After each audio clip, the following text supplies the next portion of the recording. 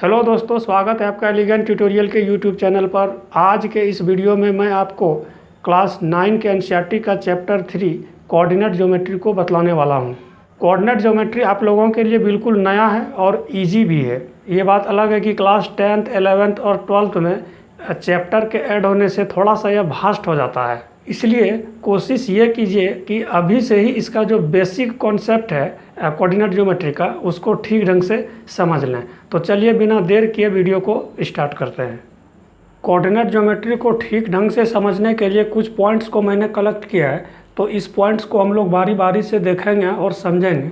कि सबसे पहले तो इंट्रोडक्शन कि क्या होता है कोऑर्डिनेट ज्योमेट्री, कोऑर्डिनेट ज्योमेट्री से हम लोगों को क्या फ़ायदा है, कोऑर्डिनेट ज्योमेट्री से क्या यूज है।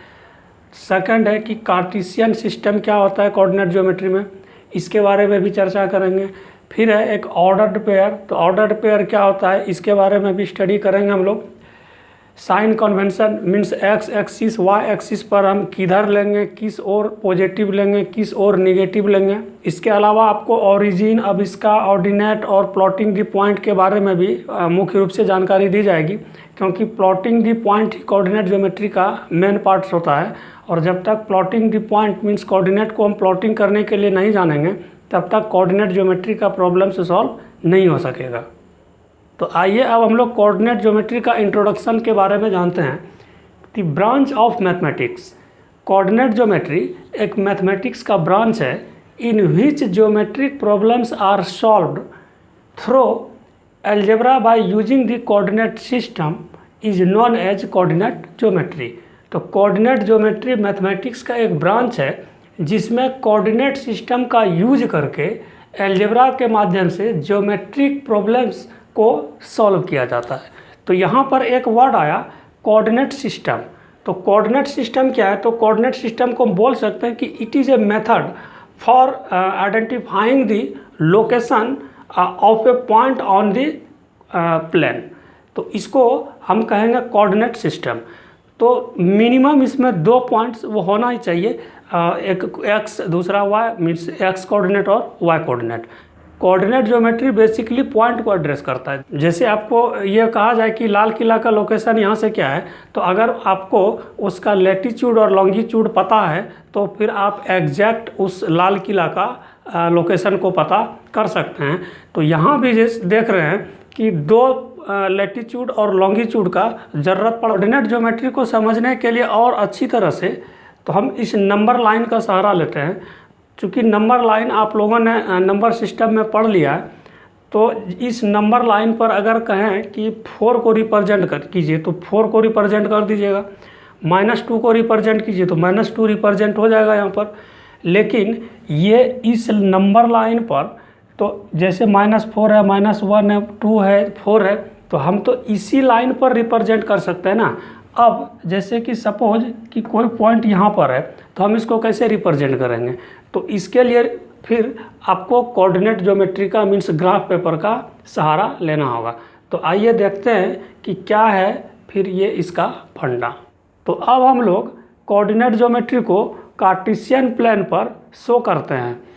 तो कार्टेशियन प्लेन पर शो करने के लिए दो लाइन लेना होगा। जैसे कि यहाँ पर है एक एक्स डैश और एक्स, ये हॉरिजेंटल लाइन है, दूसरा कि वाई और वाई डैश ये वर्टिकल लाइन है। तो ये दोनों लाइन मीन्स हॉरिजेंटल और वर्टिकल जिस पॉइंट पर इंटरसेक्ट करें म्यूचुअली परपेंडिकुलर, उस पॉइंट को हम क्या कहते हैं, ओरिजिन। ठीक है, उस पॉइंट को हम क्या कहेंगे, ओरिजिन, और इसको ओ से इंडिकेट करते हैं। इस ओरिजिन से एक्स की ओर अगर हम यहाँ पर 1 2 3 4 5 6 7 एंड सो ऑन हम यहाँ पर मार्क कर दें, तो ये जितना भी इस लाइन पर नंबर होगा वह सब क्या होगा, पॉजिटिव होगा। वहीं इस ओ से लेफ्ट साइड में मीन्स एक्स डैश की ओर हम यहाँ पर मार्क करें, तो यहाँ पर जैसे होगा -1 -2 -3 -4 -5, मीन्स जिस तरह से नंबर लाइन पर होता था। वहीं इस ओ से अगर y की ओर हम इस नंबर लाइन पर मीन्स इस एक्सिस पर मेंशन कर रहे हैं 1 2 3 4 5 6 7 8 9 10 एंड सो ऑन, तो जितना भी नंबर इस ओ वाई पर आएगा वह सब क्या होगा, पॉजिटिव होगा।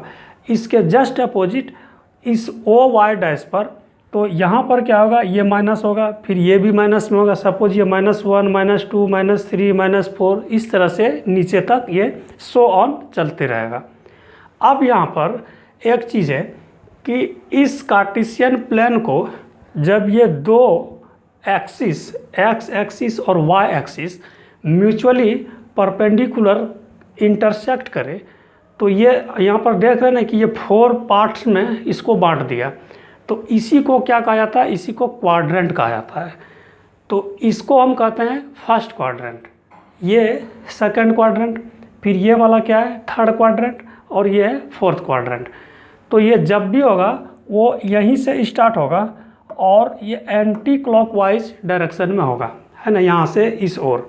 तो ये फर्स्ट क्वाड्रेंट में ये भी पॉजिटिव है ना, ये इस ओ एक्स पर जितना भी नंबर रिप्रेजेंट करेंगे तो वह तो सारा पॉजिटिव होगा, और इस ओ वाई पर जितना भी नंबर हम रिप्रेजेंट करेंगे वह सब पॉजिटिव होगा। इसलिए यहाँ पर पॉजिटिव दोनों में होगा। फर्स्ट क्वाड्रेंट में दोनों कोऑर्डिनेट क्या होगा, पॉजिटिव होगा। अब सेकंड क्वाड्रेंट की ओर चलते हैं। तो सेकंड क्वाड्रेंट में ये एक्स एक्सिस है, तो इस पर जो वैल्यू होगा, वैल्यू नहीं, इस पर जो नंबर होगा वह तो निगेटिव है। तो x का यहाँ पर क्या है, नेगेटिव, और इस y एक्सिस पर, y पर यहाँ पर क्या है, o से y क्या है, ये पॉजिटिव। तो यहाँ पर ये हो गया पॉजिटिव। तो सेकंड क्वाड्रेंट में माइनस और प्लस। थर्ड क्वाड्रेंट में देखते हैं, तो थर्ड क्वाड्रेंट में दोनों निगेटिव होता है, मीन्स x का भी कोऑर्डिनेट और y का भी कोऑर्डिनेट, क्योंकि ये है x डैश, यहाँ पर निगेटिव है, यहाँ सपोज -1 -2 -3 -4 -5, और इसमें ओ वाई डैश में भी -1 -2 -3 -4, ठीक है। तो इस तरह से ये जो थर्ड क्वाड्रेंट है, थर्ड क्वाड्रेंट में दोनों कोऑर्डिनेट क्या होता है, वह निगेटिव होता है। फोर्थ क्वाड्रेंट में देखते हैं कि ओ एक्स पर जितना भी नंबर है तो ये सब x का वैल्यू है, और इस ओ वाई डैश पर जितना भी है वह y का है। तो इस पर चूंकि ये निगेटिव है और यहाँ पर क्या है, पॉजिटिव है, तो फर्स्ट में हमको क्या लिखना है, पहले तो हम x का लिखते हैं, तो x यहाँ पर क्या है, पॉजिटिव, और y क्या है यहाँ पर निगेटिव। इसलिए फोर्थ क्वाड्रेंट में पॉजिटिव होता है पहले और तब फिर निगेटिव। अब इस कार्टेशियन प्लेन पर हम लोग जानेंगे कि अब इसका क्या होता है, ऑर्डिनेट क्या होता है, और पॉइंट को लोकेट कैसे किया जाता है। तो सपोज कि 2 और 3 ये दो पॉइंट है, और हमको क्या करना है, इसको लोकेट करना है इस ग्राफ पेपर पर कि कहाँ पर होगा। तो सबसे पहले क्या करना होगा कि एक हॉरिजेंटल लाइन ड्रॉ करना होगा, ठीक है, x और x डैश एक हॉरिजेंटल लाइन ड्रॉ करना होगा। दूसरा कि y और y डैश एक वर्टिकल लाइन को ड्रॉ करना होगा। फिर ये जहाँ पर इंटरसेक्टिंग पॉइंट है इसको हम क्या कहेंगे, ये ओरिजिन है ना, इसका कोऑर्डिनेट होता है 0 0, ओरिजिन का कोऑर्डिनेट होता है 0 0। लेफ्ट वाला जो वैल्यू होता है वो होता है x कोऑर्डिनेट, और राइट वाला जो वैल्यू होता है वो होता है y कोऑर्डिनेट। तो यहाँ पर हम जैसे देख रहे हैं कि ये 2 और 3 है, तो ये 2 जो है ये है x का कोऑर्डिनेट, और ये 3 जो है ये y का कोऑर्डिनेट। तो x यहाँ पर माइनस तो नहीं है, यहाँ पर क्या है, 2 मीन्स क्या, दोनों प्लस है। तो x2 तो कहाँ है, x2, तो x2 ये यहाँ पर है, ठीक है, और y क्या है, 3, तो y3 मीन्स क्या, ये भी पॉजिटिव है, तो y3 है ये यहाँ पर, और 2 है यहाँ। तो इसका क्या करेंगे कि परपेंडिकुलर ड्रॉ करेंगे, इसका यहाँ से परपेंडिकुलर ड्रॉ कर देंगे, ये ऐसे, और फिर यहाँ से इस तरह से। तो ये जो पॉइंट जो मीट किया, इसी पॉइंट को हम क्या कहेंगे, 2 और 3, यही पॉइंट यहाँ पर लोकेट हो गया। अब हम लोग अब इसका और ऑर्डिनेट को समझते हैं।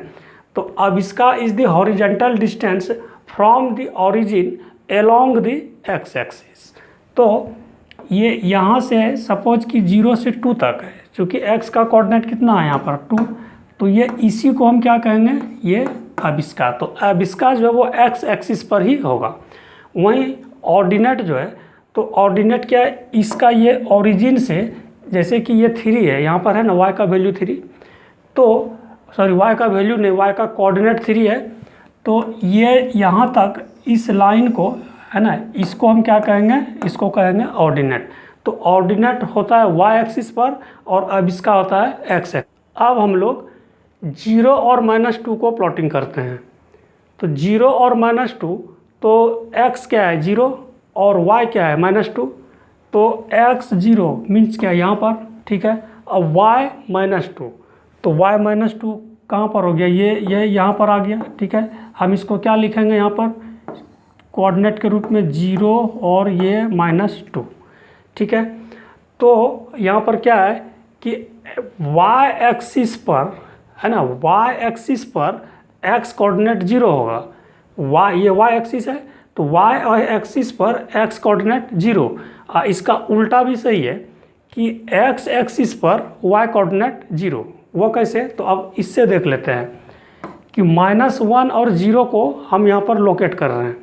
तो -1, तो x = -1 कहाँ है, तो ये यहाँ पर है -1, और y0 कहाँ है, तो y0, तो y0 भी तो यहीं पर है, तो हम यहाँ पर लिख सकते हैं ना इसको -1 और 0, ठीक है।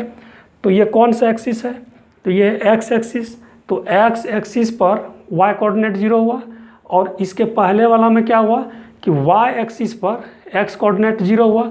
अब एक है कि ऑर्डर्ड पेयर, तो कोऑर्डिनेट जो है वो जब भी लिखा जाएगा वो ऑर्डर्ड पेयर में लिखा जाएगा। जैसे कि सपोज, जैसे कि 3 और हम 2 लिखें, ठीक है, तो हम इसको इस तरह से कभी भी नहीं लिख सकते हैं, इसको रिवर्स करके, ठीक है, इसको नहीं लिख सकते हैं। जब भी लिखाएगा इसी तरह से लिखा है। इस तरह से जो कोऑर्डिनेट ज्योमेट्री का बेसिक कॉन्सेप्ट था उसको उम्मीद है कि आप समझ गए होंगे।